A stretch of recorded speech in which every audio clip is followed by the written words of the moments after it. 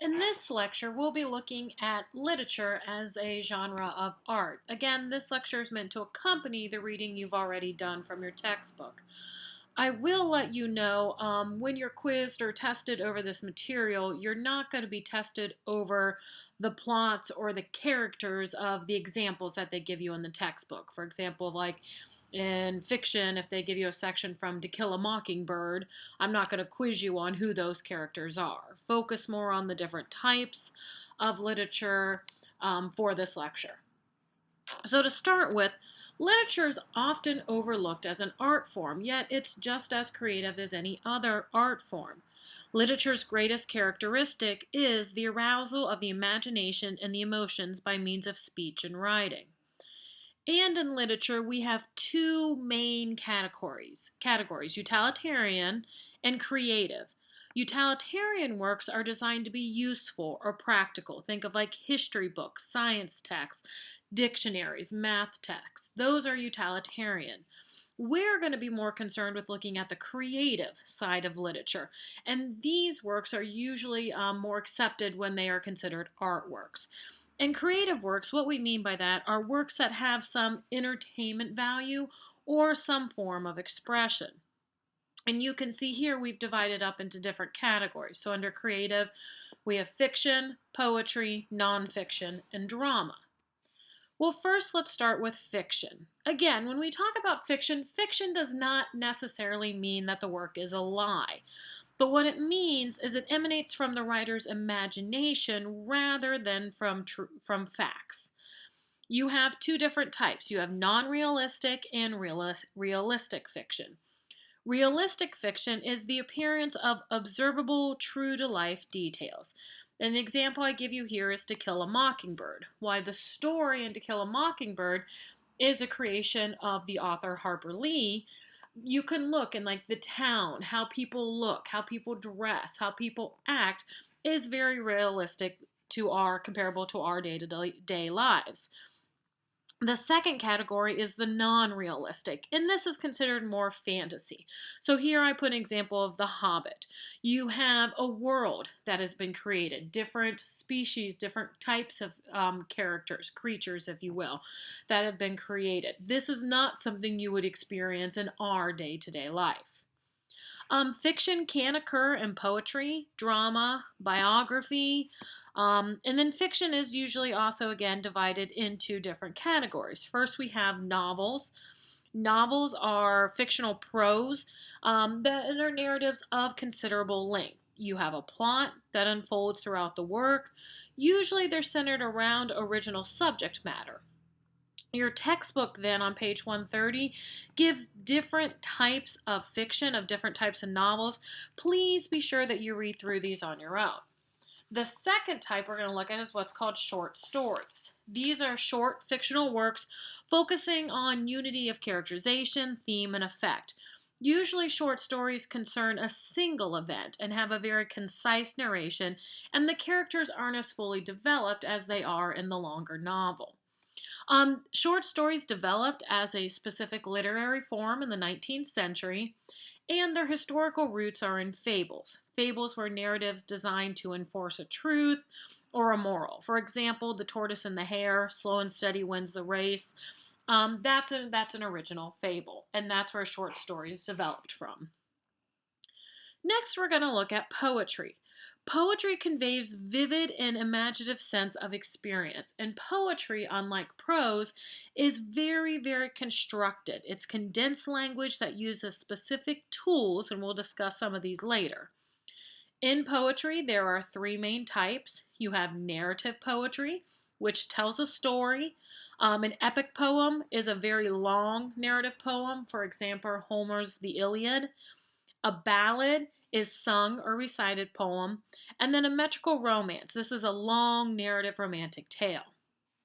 The second type of poetry is dramatic, and this utilizes dramatic form or technique. It usually involves conflicts and emotions through active dialogue. And then we have within this the dramatic monologue. This is something that's written as a speech for an individual character in an imaginary audience. And here I've given you an example. You can click on the link here, and this is Robert Browning's My Last Duchess.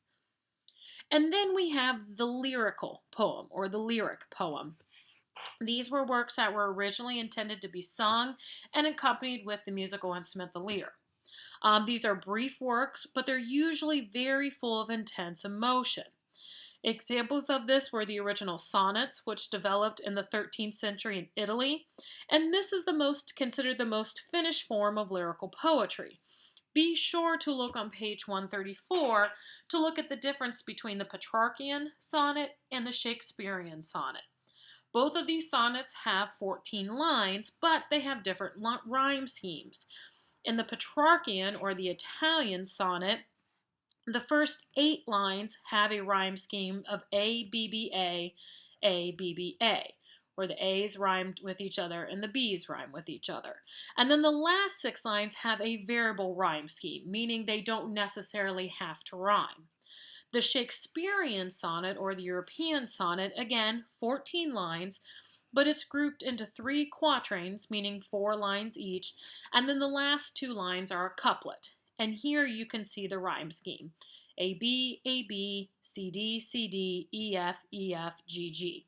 And of course, these are called Shakespearean sonnets because this is how Shakespeare wrote his sonnets. All right, next we're going to look at nonfiction. Again, nonfiction, these are literary works that are based mainly on fact. The first we're going to look at is a biography, and this is a written account of an individual's life. And remember, biographies, we look at these as nonfiction, but you always have to remember to look at a point of view. Think about how many biographies have been written about President Barack Obama. Many of them will talk about him being the greatest leader, yet you can also have biographies talking about how he's the worst leader, and all of them are based in fact. So make sure you are looking at bias when you're looking at these works. Next, we have the essay. This is written about a single subject, usually trying to present a personal view, and often in essays, they're usually meant as an argumentative position. Usually, you present a personal point of view with a conscious effort to achieve a certain goal. For example, the Federalist Papers, written by John Jay, Alexander Hamilton, and James Madison, October 1787 to August 1788, were written to compel the people in the United States to ratify the Constitution. In essays, we have 2 main types. We have the informal essay. These are brief, almost conversational in tone, and have loose structure.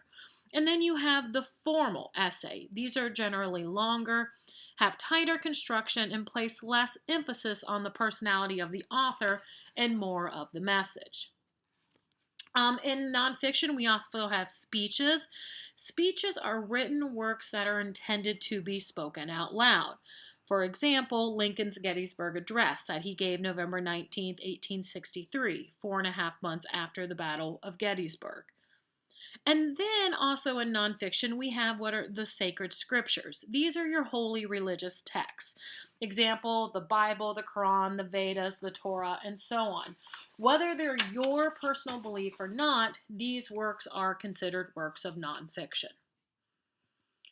All right, next we're going to look at the drama. Drama is usually placed more with acting. What we have in drama is composition in prose or poetry that's intended to portray life or to tell a tale or to tell a story, usually involving conflicts and emotions through action and dialogue.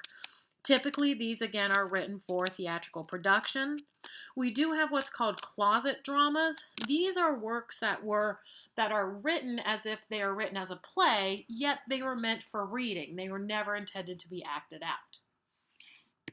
All right, next we're going to quickly go through some of the technical devices. Again, please make sure you're reading your text. This is just meant to supplement that. So let's start with the point of view. Point of view is the perspective from which the author is telling the story. We have first person, second person, and third person. First person, this is where the narrator is part of the story. So we hear I, we, us.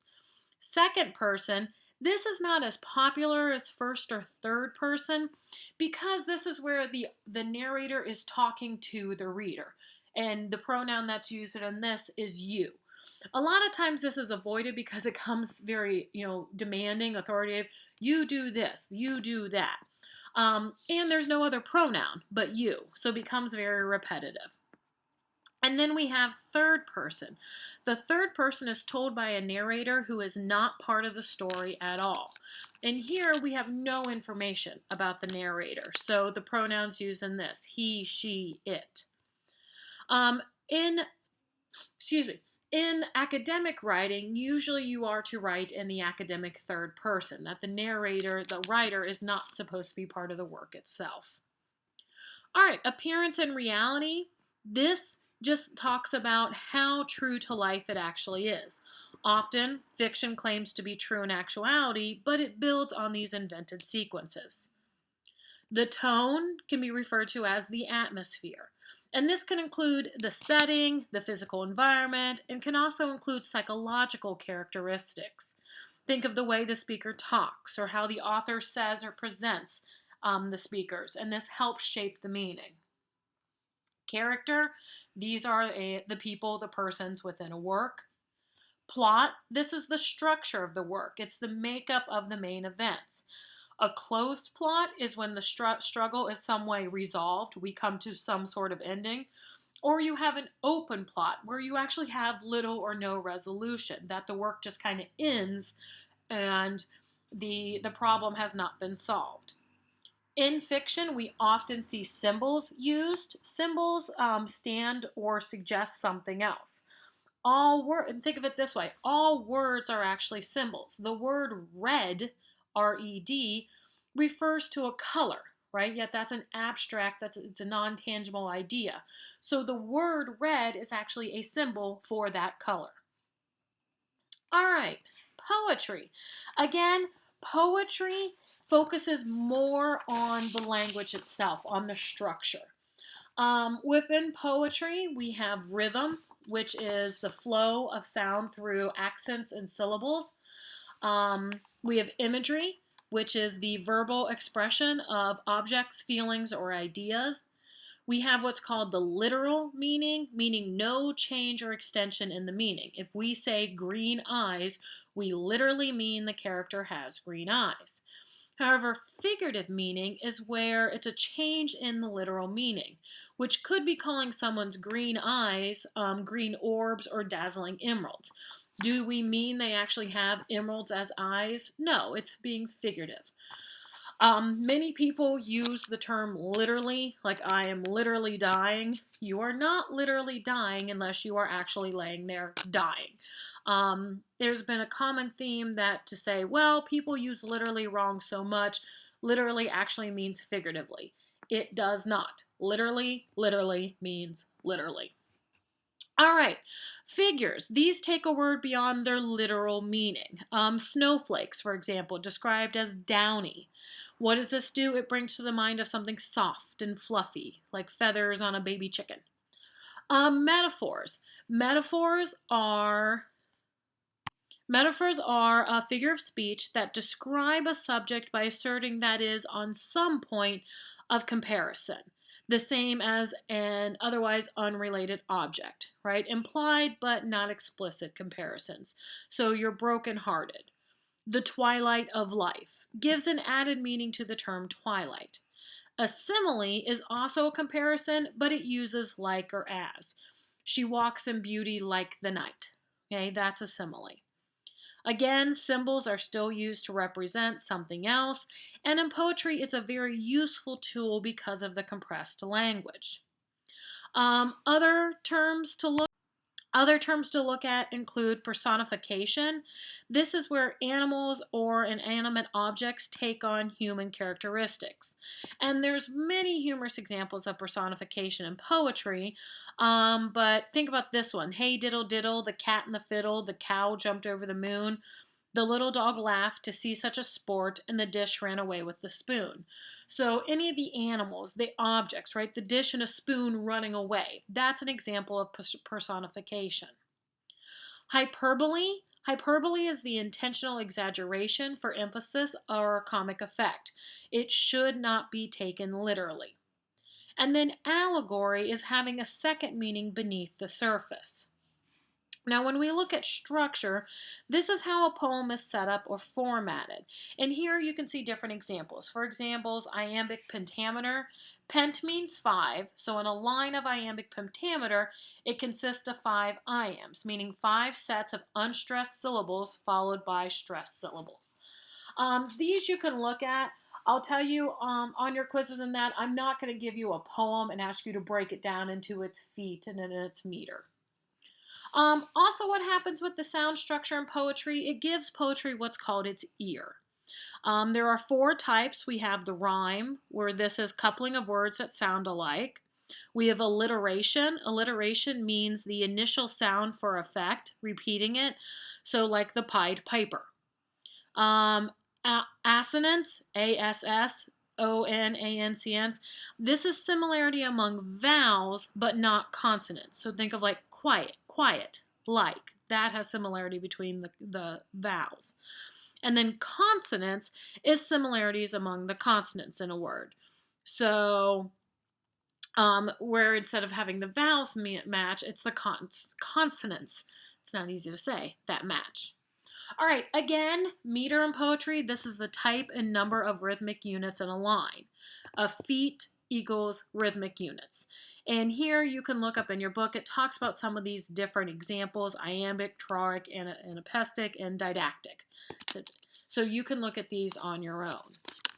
All right, and then we're going to go to nonfiction. Nonfiction, this is where we have verifiable facts.